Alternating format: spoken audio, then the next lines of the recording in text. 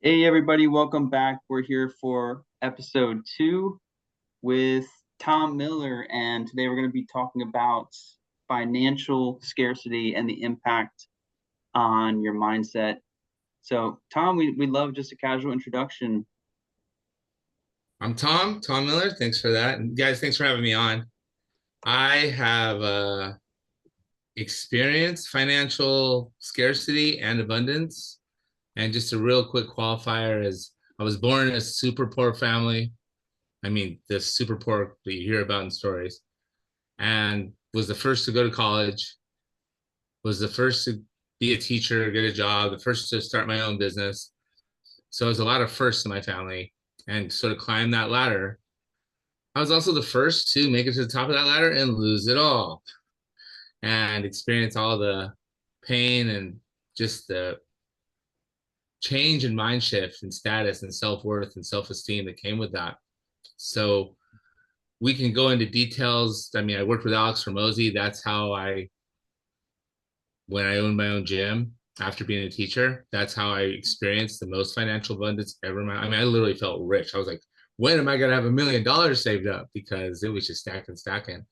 But then, quite honestly, I didn't really know how to handle that level of Mm, abundance and wealth. And I would say some parts of me I wasn't aware of came out. And ooh, but mm, also I know what it feels like to go downhill financially. I saw my relationship, my marriage break apart. I saw so much just self-destructive. Before doing well and building up what I call a lot of financial abundance, I mm. had a lot of experiences with drug addiction and saw some really low lows there. One even included homelessness. And so when I started losing it all, the one thing I was certain of is I was going to numb the pain with alcohol and drugs like I had done in the past. I was going to get through it. I was going to come out of it differently than before. But let me tell you, the difference of having money in the bank where you don't have to look at price tags at the grocery store, you don't have to wonder if you can buy that thing on Amazon or not, Mm. and not having money in the bank, wondering how you're going to pay rent. My brain, at least, worked in a completely different capacity. Today is working in a clear minded capacity because I don't have to worry how I'm going to pay rent next month or I don't have to check the price tags. I'm definitely not where I want to be again yet. But when I felt everything going down and familiar programs, mind traps, and emotional states occurring, I had to make a massive shift. Mm. So here I am rebuilding my own business on school, starting there, starting small, and working for another entrepreneur as a sales rep to make money, which was an ego humility shot in itself. Mm. But it's all part of the plan to build it back up and get my content, my ideas, and my coaching and ways to help people out there again, just like I did when I helped people lose weight. When I help people get through whatever journey, desert, wilderness they're going through, as far as their mindset, their finances, their health, their love relationships, especially the one with themselves, so they can emerge more aligned, more true, and with more prosperity. Mm. So, prosperity, whether it's financial, health, relationship, or purpose, that is my purpose on this planet to help others achieve it, why I achieve it, and expand it as well.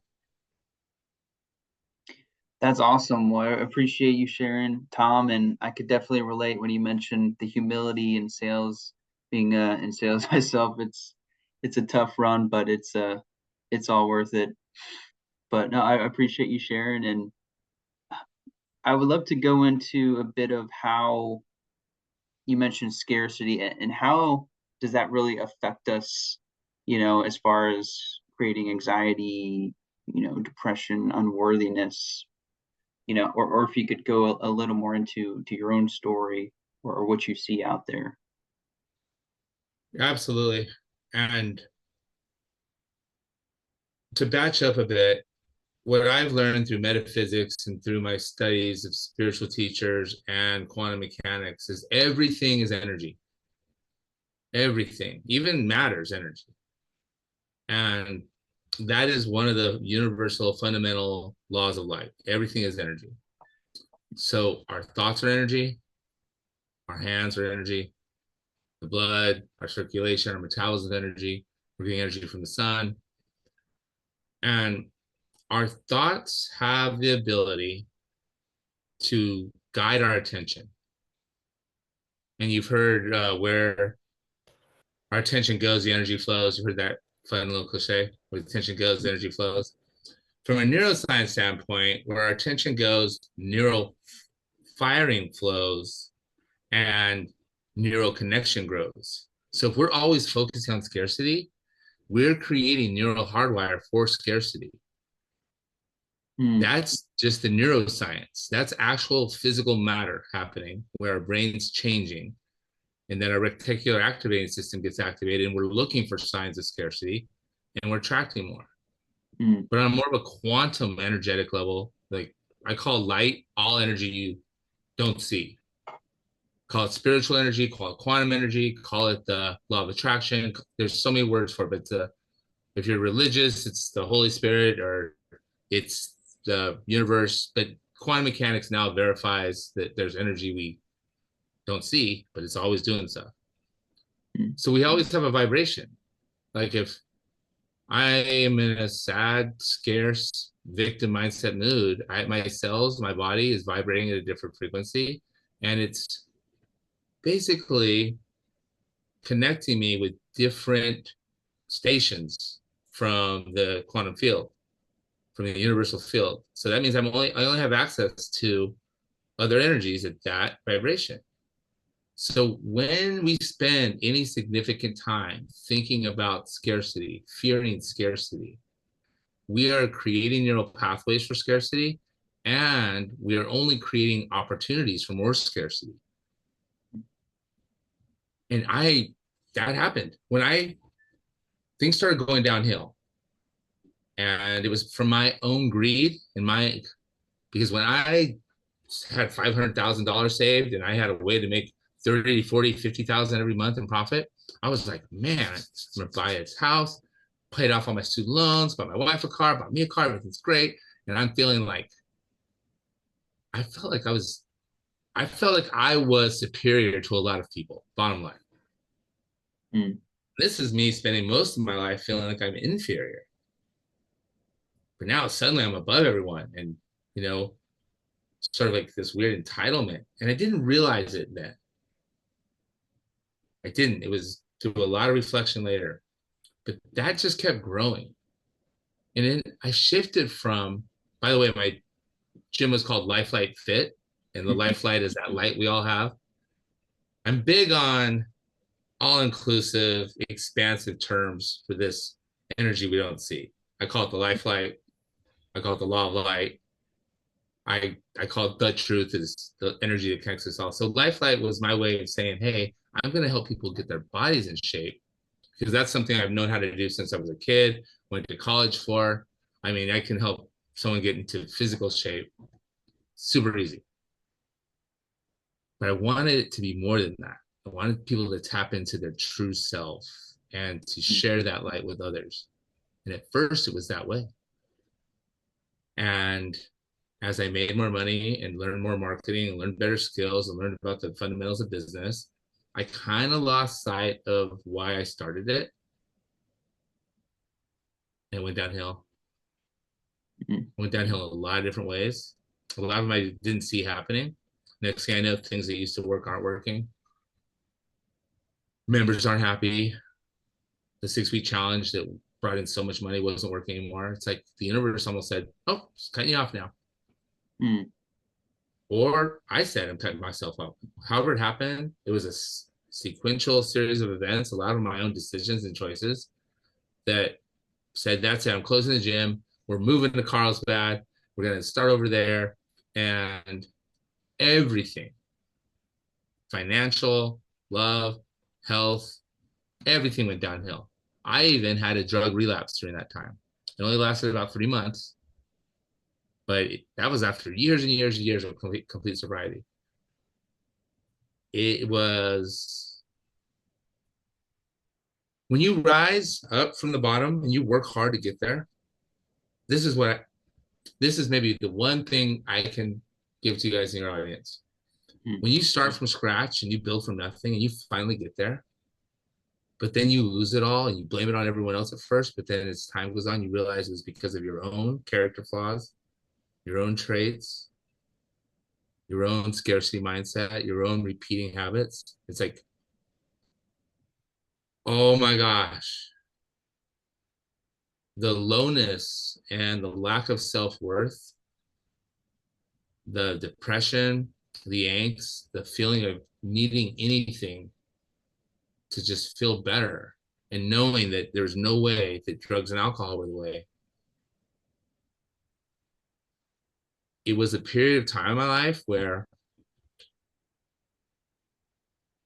I really got to know the good and bad, and I got to come face to face with the programs, the scarcity traits, the abandonment fears, and most importantly, how much I use financial gain and success for my self-worth and for my validation. It was like for a while, it covered up all my old self-esteem issues, all my old lack of worthiness, not being loved, coming from a broken family, all the bad things I had done or thought I was suddenly fixed because I knew how to make money, was making money and could buy anything I wanted. And when that was taken away, and then the identity of being a husband and a stepdad to my three stepsons was taken away, and a homeowner and living in a nice house to living in a little granny unit above another house, like all the identity that came from the financial worth was gone. It was just gone. I was left with literally nothing to identify me, Mm. struggling to pay my rent. And that's when I truly discovered my true self. Wow. Yeah, Would you that's say, sorry, Joe, you, go ahead, Max. Yeah. yeah, sorry guys, my Wi-Fi was cutting out a bit earlier. I don't know if you saw, but would you say, Tom, that you're like now in the place you are now, was it all worth it, you think, in regards to the events that happened? And like, are you grateful for everything that occurred to bring you to this point of finding kind of the peace it seems like you're finding now and the impact now that you're having on other people and being able to share your story, being vulnerable? How is your perspective? What's your perspective on that? I can say this with absolute authenticity. I am grateful for this moment right here, right now. I am grateful to be talking about this without worrying about being judged. I'm grateful to be able to talk about this with complete truth. I can say when I wake up in the morning, the first thing out of my mouth is I love life and life loves me. I love money and money loves me. I love people and people love me. Yes, yes, yes, yes, sir. I mean, I literally raise my state by just being grateful. I am grateful for the life I have today. I am grateful for the health and wealth I have today. And then I ask a question. So I recommend this to anyone that's going through a tough time. First thing, state your truth and state it out loud. Second thing, ask your question. So my truth is, I am achieving more health and wealth every day. And then I ask the question, what experience of health and wealth will I have today? And recently I've turned it to health and love. Mhm. Because it's time for me to get back on and start to hug someone that loves me again. I'm looking for a spiritual partner now, not just a good looking woman like I was before. Yeah, that's that. I love that you mentioned that because even if you get to the top, if it's still about the relationships, it's about the relationships with Everything is yourself. relative. Mm. You're 100% right. Without relationships with other people, we don't even exist. Hmm. Like if there's only one person on the planet, that person has no relativity, and that person is just its own essence. It's the whole theory of relativity applies to people. Like relationships are everything. Yeah. And I wanted to also speak, Max. about what you talked about earlier, there's emotional state clusters, there's energetic clusters. And one of those clusters, the overlying name of it is fear, guilt. The other one, love, faith, trust.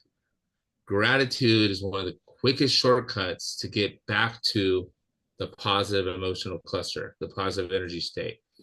So when I chose, because everything in life that improves starts with a choice.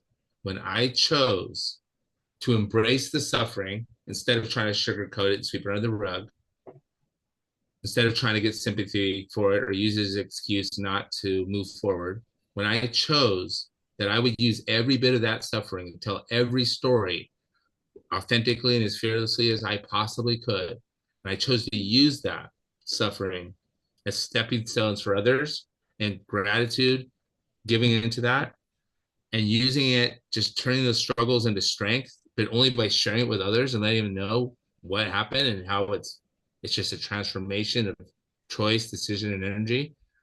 I am grateful that that's what I'm doing. But to be totally honest, no, man, I wish a lot of that stuff never would have happened. Yeah, I wish I would have known these things sooner. That sucked. I don't recommend it to anyone. absolutely.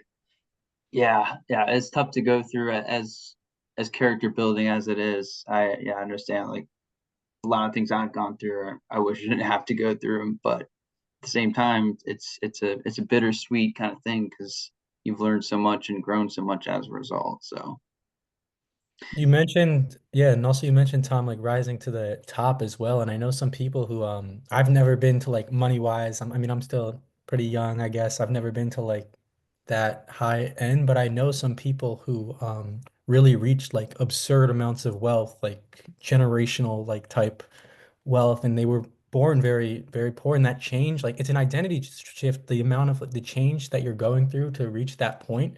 The guy who I talked to, I don't want to give like his name out, but like he talked about like how he like had a full on just like was panic attack and just like sat there and just was like, what the just like what is going on? And he's like he couldn't even process it because it's like change is usually a tough thing for a lot of people, right? Because it's just like the way we perceive the world and stuff. We have to one key thing is ch seeing change as like opportunity, right? Rather than fear.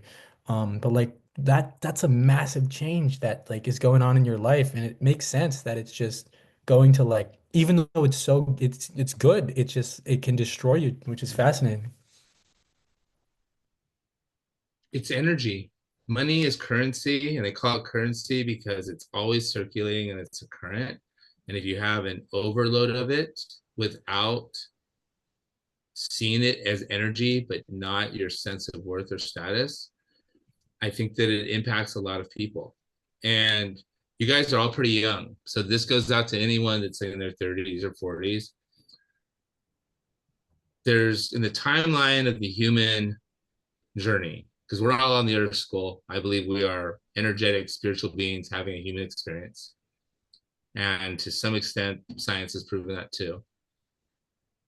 But in the chronological year, around 50, if any human person is not aligning with and taking action towards their purpose on this planet, which always involves having a positive impact on others, it mm, never involves making money.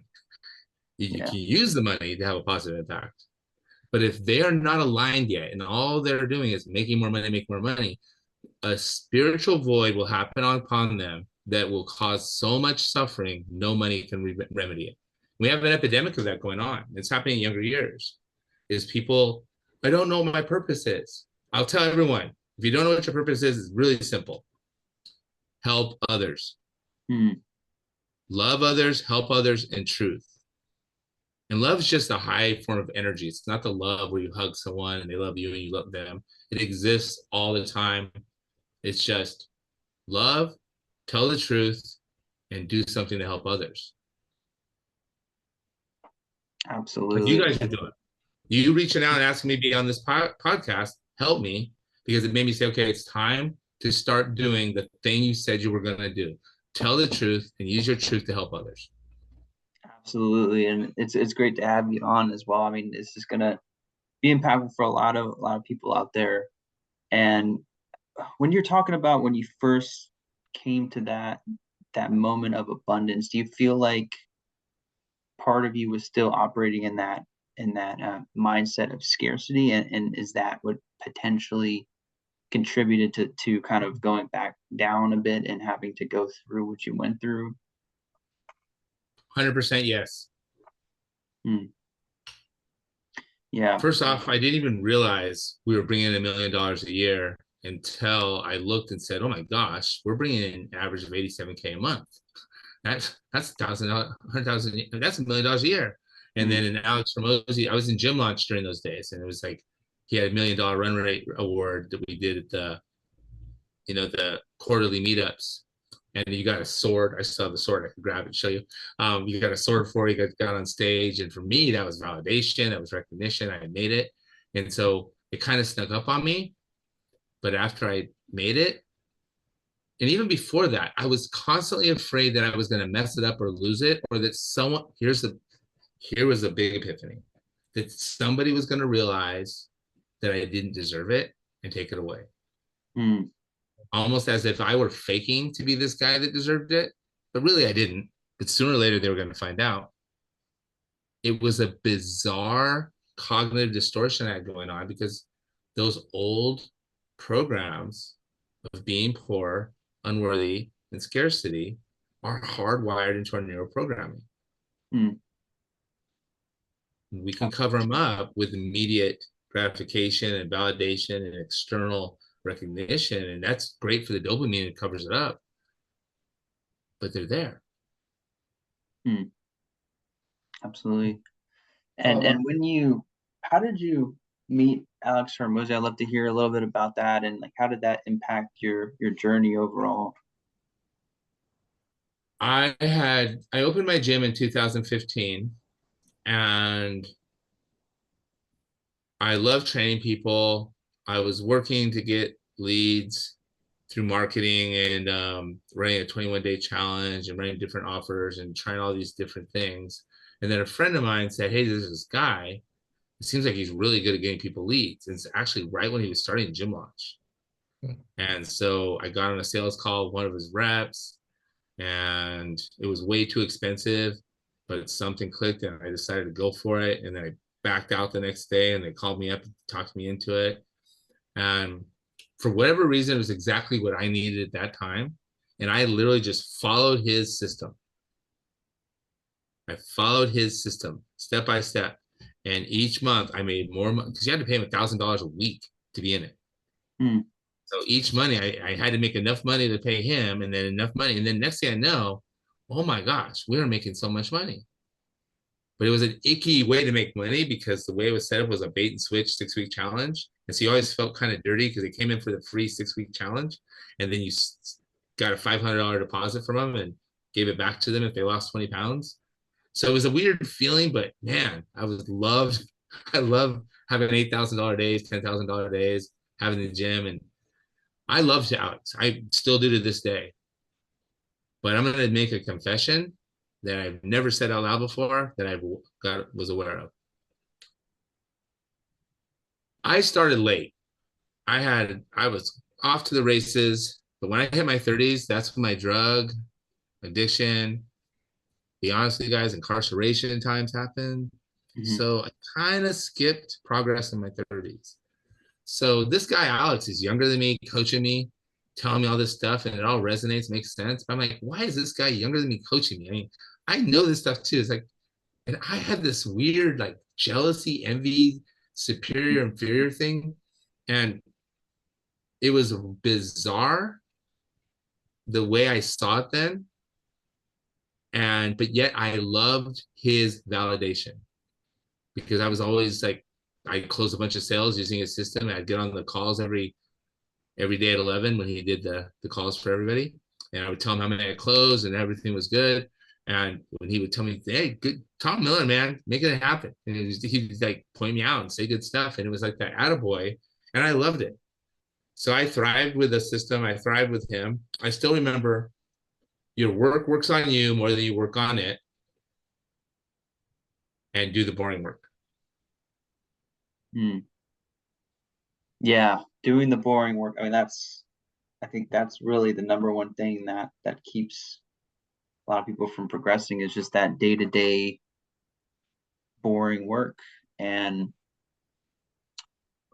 would you say you always had that in you of that consistency of just showing up and showing up every day, or do you think that really clicked for you later on when you were, like you said, you had a late start? And I know a lot of people feel like they're behind, they're starting later in life. So I guess what kind of clicked for you when you started seeing that success? I actually was always able to rise to the occasion, but usually when things were bad. I Mm, came from a bad childhood. I will rise like the phoenix and not use drugs, not be like my parents, not be like my family. I'll make enough money. I'll go to college. I'll graduate. I'll get a job. I was a credentialed teacher. I taught for 8 years. mm, And so, but I would show up enough to work hard to make sure I got to that point. And then, God, I hate this term, but I would F it all up. I would self sabotage in some weird way. mm, I feel like It that was was like just, this. yeah, I feel like that's just kind of like the universe guiding you on like where you're supposed to be though as well. Because I feel like I hear a lot of people on that type of same type of motivation, right? Like someone might wrong them. There's some sort of something that goes bad, and they like I had a similar experience as well where I got like fired from this job that in a way that where I like helped someone out, and it really, really like no one understood where I was coming from. No one cared, and I'm just like I'm going to make sure I'm kinder than everyone else. Anytime something bad happens to me, I'm just going to become a better person. And at a point, I was doing like a bunch of cool things, like working with NGOs in Africa and doing all these different projects. But you feel empty inside. I'm not sure it's different. It doesn't. I feel like the experiences are all very similar in a way, whether they're money mindset. A lot of athletes are the same way too. And when they leave sports, right, a lot of them go broke as well, which is fascinating, despite having millions of dollars, right? Because it's bigger than all this. It's really just about the mindset at the end of the day and your perspective and realizing your purpose and understanding the energy behind it all. And that's why your story is really interesting, at least to me, I feel like, because it just makes me think about how at the end of the day, we all kind of just want to be free. We want to have that purpose and live with our purpose instead of being constrained to modern day life and work and the 9 to 5s that we all have to do to just get by. And that's just not like the way we're meant to live as humans, in my opinion. So curious what you all think about that. I feel like Max just described the warrior journey, similar to what Campbell talks about the hero's journey. But the warrior journey really involves the battles we have in our own mind space. And we are born and we forget who we truly are, our true selves, our essence. And mm, that's where our purpose lies. That's where our love and kindness and light, that's where it is. But then we get all these programs and all this knowledge that's not really knowledge of that people teach us. And we lose track of our true self. And so the rest of our life, we're on a journey to remember our truth, to remember that we are light, we are life. We have a ball of life inside of us that fuels our body, that allows us to create, to connect, to share, to trust, to love. And every step of the way, there's warrior experiences where you get to choose the light or choose the old and the dark. I see we have a minute left, so I don't want to keep talking, but you guys are asking me about things that I literally have been waiting to talk about for a long time. So forgive me if I was long winded, but looking at your faces, I feel like we're speaking on the same platform. absolutely. And we would love to have you back again for part two. And just in the last few moments, so what is just a few tips you can give for someone who is in that mindset of scarcity or experiencing the stress of the financial crunch, which like just a few things you would say to them. Make a decision. First, it always starts with a decision. Make the